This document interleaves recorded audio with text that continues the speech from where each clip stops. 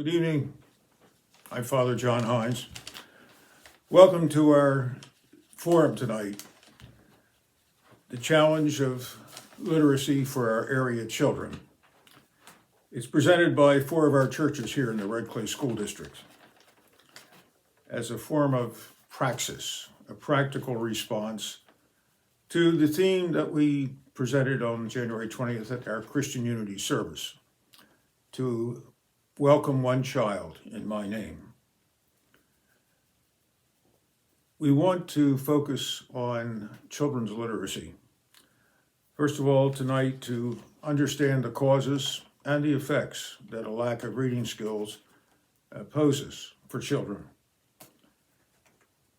And we also want eventually to come to the point of saying how you, as a resident, a member of a church in our Red Clay School District, could make a difference, including teenagers, make a difference in the life of a young child. There are many things that cause people to be disadvantaged in our society. Poor, single parent, disturbed family, people who are incarcerated. There are many things that cause this, but there's one crucial area that many of us individuals can make a contribution to. We can't do the big things, but to help a child acquire the ability to read. So I'd like to introduce a person who can speak as a parent, as a grandparent, as a great-grandparent 13 times, from her experience of life, the difference that being able to read makes in the child's life.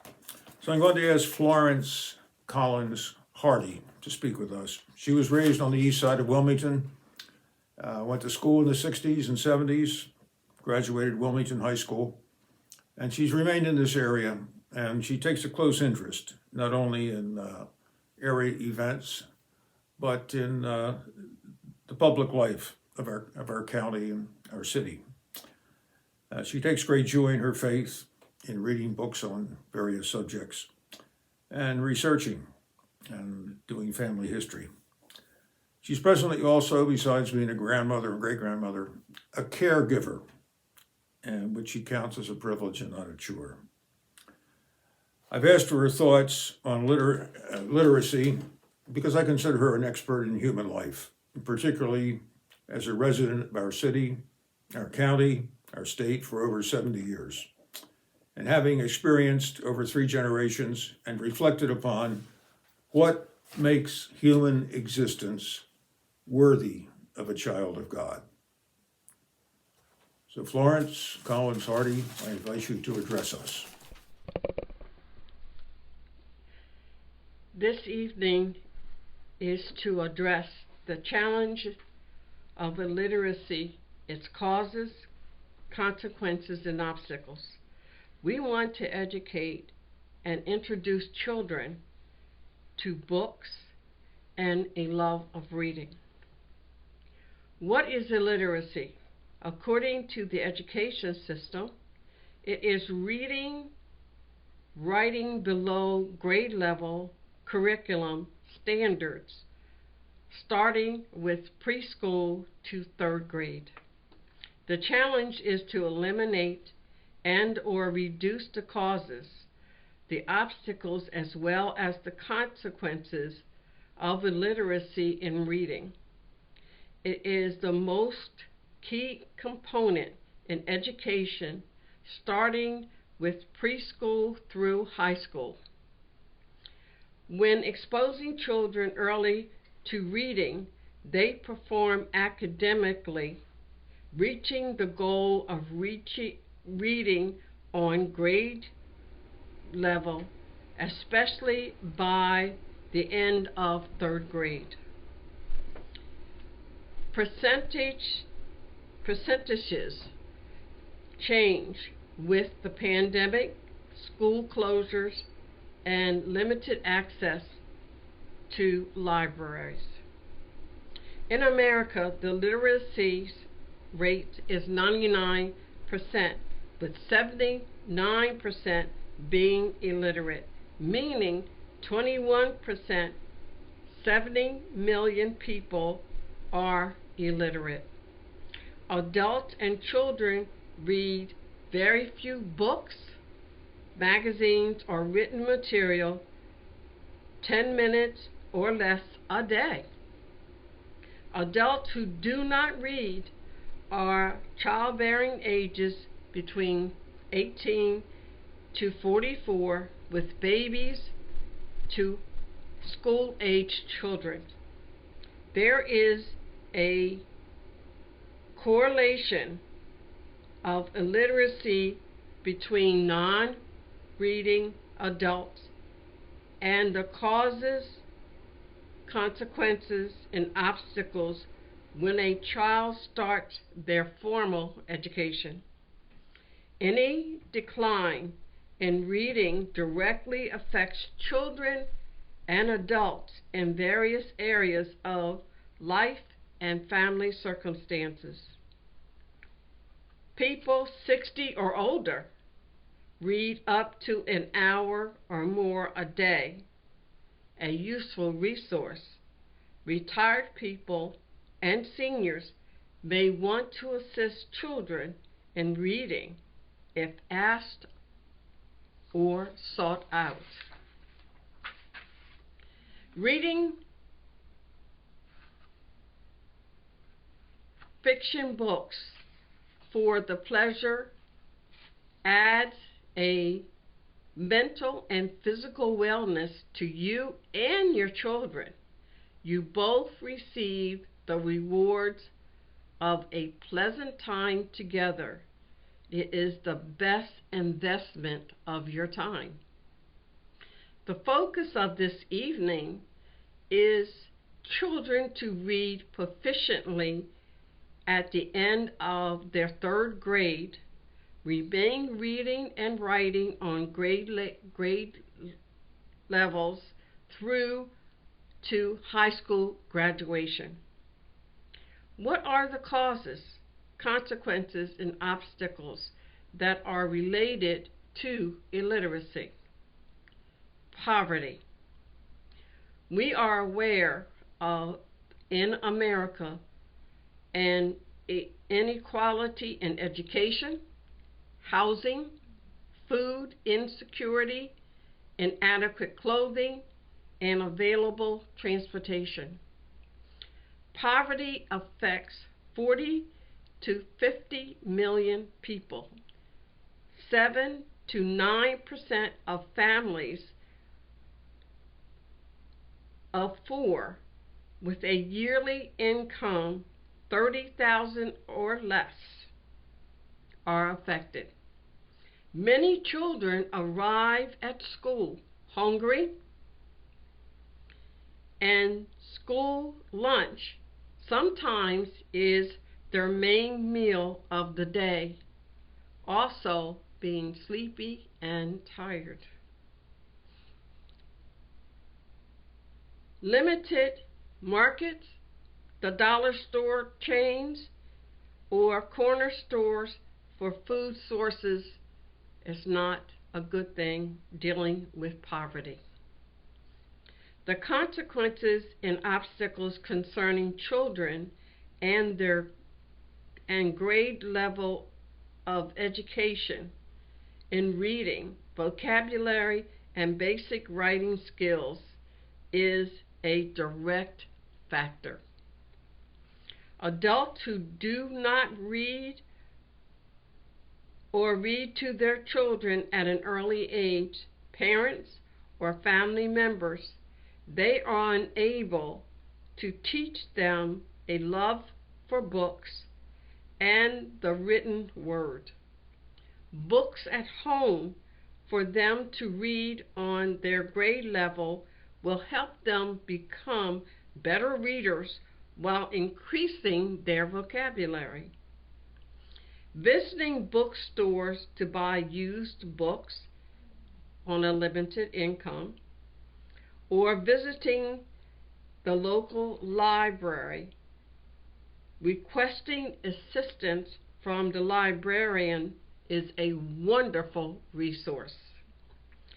Parents employed at low incomes and working long hours, picking up their children from daycare, a responsibility to fix dinner, in assisting with homework. Reading to a child or children is difficult and challenging. According to attending their school open houses to speak with their teachers or teacher, with the lack of transportation and speaking with their teachers, it means taking off work they can't afford. Family situations, a cycle with grandparents, parents, and other family members who are non-readers and unable to navigate lessons on computers, assisting them with homework, especially during the pandemic. No classroom students, teachers, or after-school programs, meaning important helping with homework. Very important. Busing for children in elementary grades on long rides to and from school. Once home, they're tired, having homework, looking for help, for assistance, challenging for the child and the parents. Media influence and television, instead of encouraging reading, just 15 minutes a day, not homework, increases their grade level and vocabulary by thousands of words. Classroom disruptions, taking away from teaching according to curriculum set by the Red Clay School District and state education standards.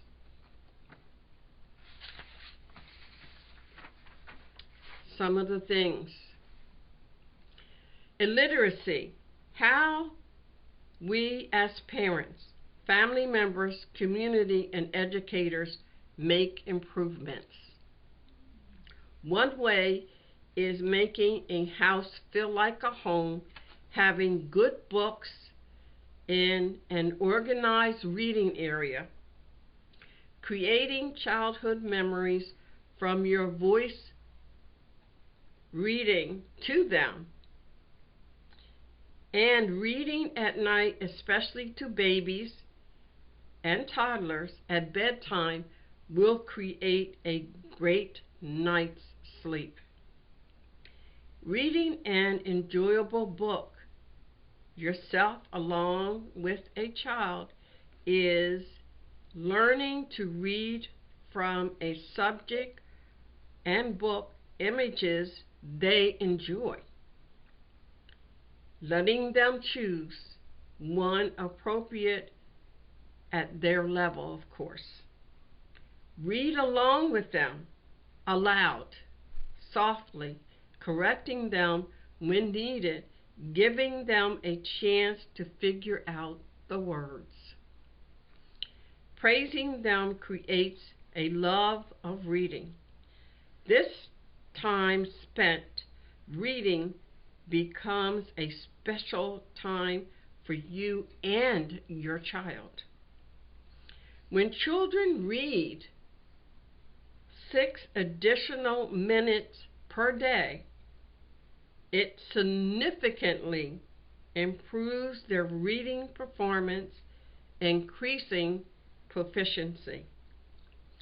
Children who read 20 minutes a day are exposed to about 2 million words per year. Also, they may score 90% higher on standard-sized tests. 5 or 6 minutes a day, they learn about 280,000 words per year. That may not necessarily, they may not necessarily remember what you spell and the words you read. If you can afford to purchase a tablet with an e-book, it can increase reading levels on an average of 8.4 months. Males who did not like to read, their literacy rate dropped close to half when they started with ebooks. Reading has a positive effect on the children and adults mentally and physically, lowering anxiety and sleeping better, having a positive effect in their workplace, meaning less stress, when reading for pleasure, a fiction book. Increased reading is less time viewing media and television for children and adults with overall advantages. When is it a suitable time to begin reading to a child? Suggestions are to start at 6 months when they can sit in your lap. They hear your voice and rhythm as they notice the colors, images, while you turn the pages. Cloth books for babies is best. 1 to 2-year-olds, the cardboard books, so use those so that they can turn the pages, assisting in learning their first words. Can't say enough about visiting the library. You and your child can choose books with the librarian's assistance for the correct book for their ages and their reading levels, encouraging to talk about the books or stories. They can surprise you on what they remember. 3 and 4-year-old children, continue reading to them, letting them point to an image, spell the words, for instance, dog, cat, ball, or duck. Spelling small words when at the park or other places, swing, baby, boy or girl. Some children may be in preschool, just starting to read. However, your time with them becomes a special time at home and or at the library. 5 to 6-year-olds could be in kindergarten or first grade. Choose books with colorful pictures of things they recognize, using 2, 3, 4, and 5-letter words they can learn. Continuing to read to them, and if possible, have them read aloud to you or someone in the family. Make it fun. 6 to 7-year-old, first or second grade books should be more words than pictures. Usually about people, animals, places, nature, cartoon characters, books becoming movies. Reading aloud with little assistance is still your special time, though. Be aware of their grade level reading curriculum. A visit to the school or teacher for suggestions if needed. 8 to 9-year-olds, third grade books should be larger. The subjects may vary with their interests. Books at this level should be as close to reading level curriculum, encouraging them to read to themselves in a quiet place, not schoolwork, but for fun. Can't talk about that enough. One suggestion is a book that a movie or will become a movie. After reading the book, ask if they want to see the movie or not, and why. Choosing their own books at a bookstore or library encourages them to explore.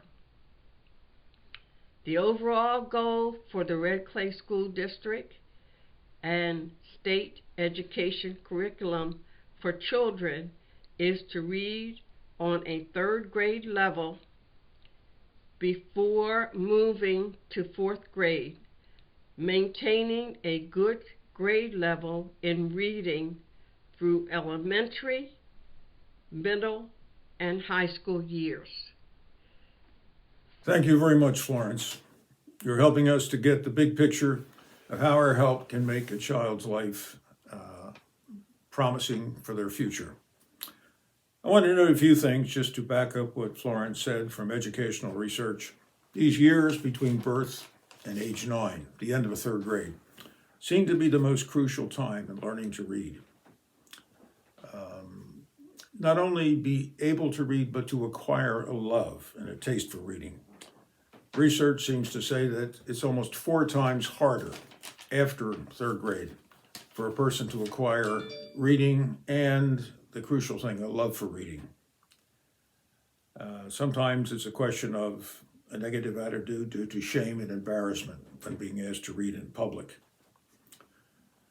I'd now like to invite commentary from another person, from Michelle Johnson, who works at the Sojourners House in Wilmington.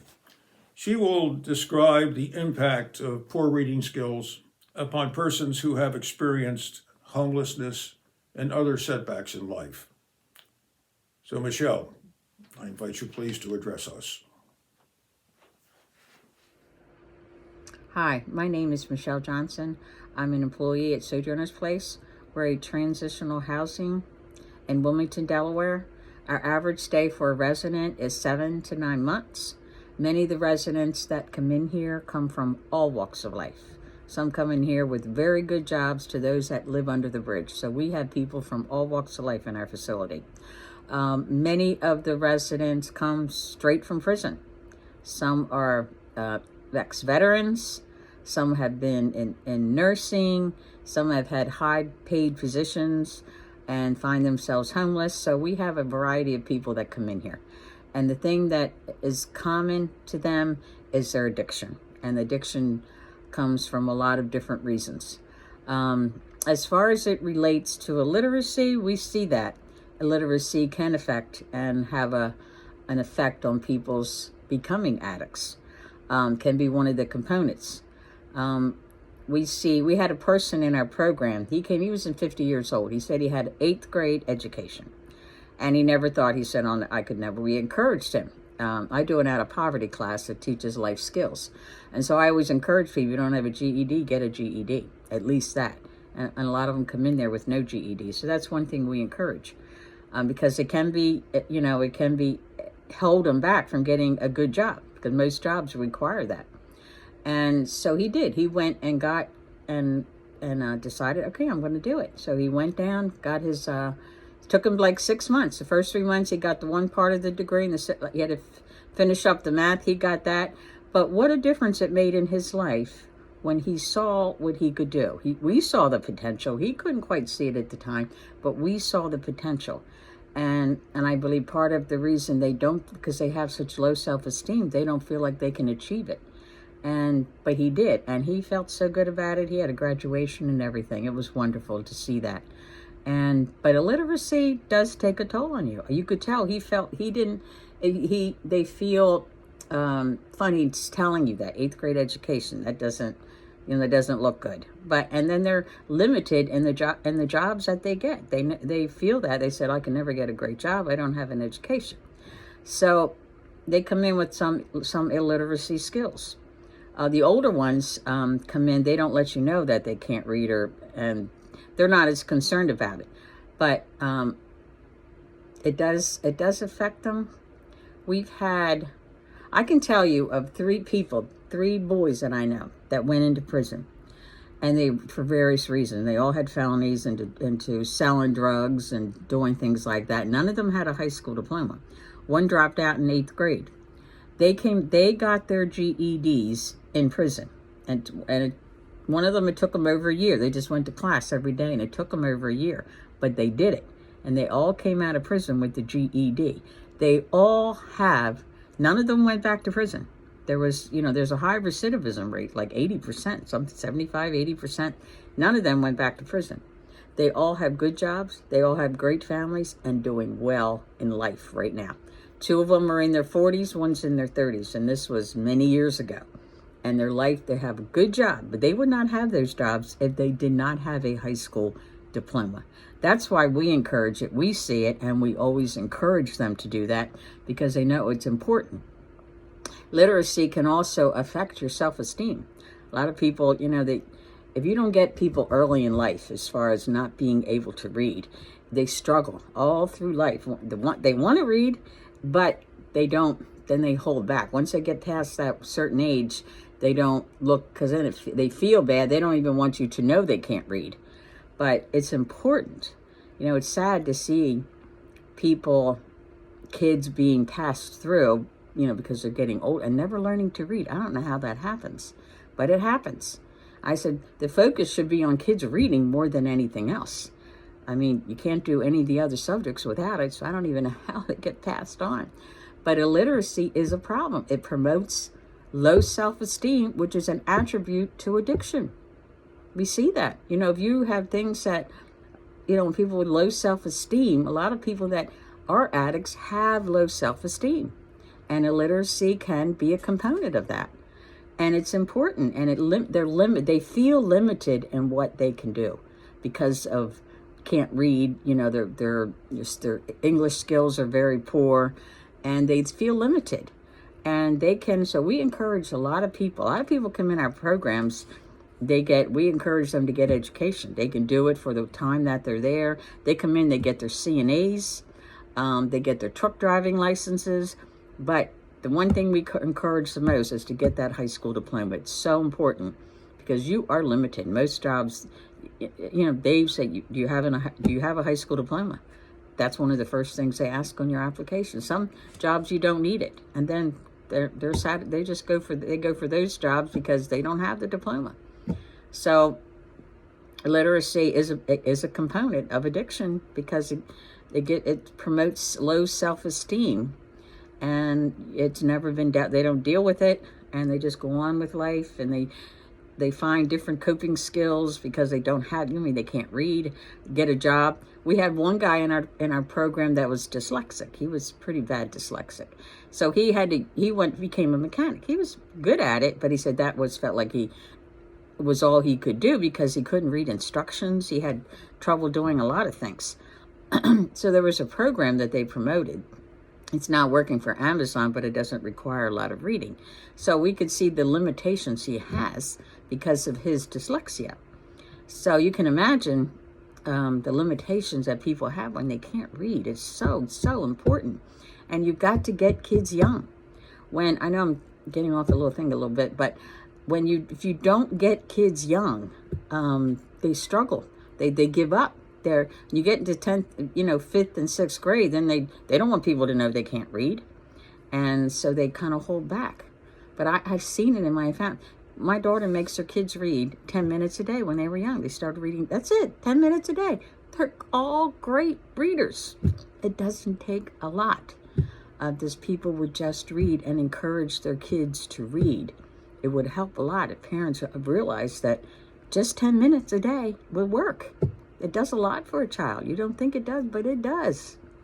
You learn a lot just by reading. Illiteracy is so important. But it does. It is a factor in addiction because it promotes the low self-esteem when you can't read and you struggle and you limit yourself to the jobs you can have, and you are limited. But there's programs out there that can help people if they want the help. That's the issue. If you want the help, you can get it. You can get it in our place, and there's other places people can get the help to help with their illiteracy. But people in schools have got to, whatever it is we're doing wrong in schools, that kids come out of there and can't read. That's sad. That's so sad. We're failing our kids. And they've got to change something. If it's not working, they have to change something. But, if you get those kids go up to school and they can't read and, they start feeling bad at people, kids want to feel good, they turn to drugs. Make them feel good. And that's a cycle. They can start from there. It can start with that issue. The addiction can start with that issue. We don't know with everybody, but it is an issue. Well, anyway, I hope this helps, Father Hines. You have a wonderful meeting. Thank you for asking me. Bye. Thank you, Michelle. Your perspective helps us to appreciate more how vital reading skills are for a person's success in life. So friends, tonight we've heard about the challenge of illiteracy. The words of Jesus stay in our minds. Whoever receives one child in my name receives me. And they remain in front of our awareness. They remind us too, though, that he will further say someday, when I was homeless, you sheltered me. When I was in prison, you visited me. Perhaps because all these things are connected, he will also say to some of us someday, when I was little, you taught me to read. In 2 weeks, we'll hold our second forum, Meeting the Challenge of Illiteracy. We're going to hear about ways that help children master reading, and I ask you to please tune in. We'll be hearing from one of the reading experts in our local schools. On behalf of our churches, Simpson United Methodist Church, St. Barnabas Episcopal, Limestone Presbyterian Church, and St. Catherine of Siena, I thank you for taking part tonight, and I invite you to come back in 2 weeks to hear the next step. God bless you all.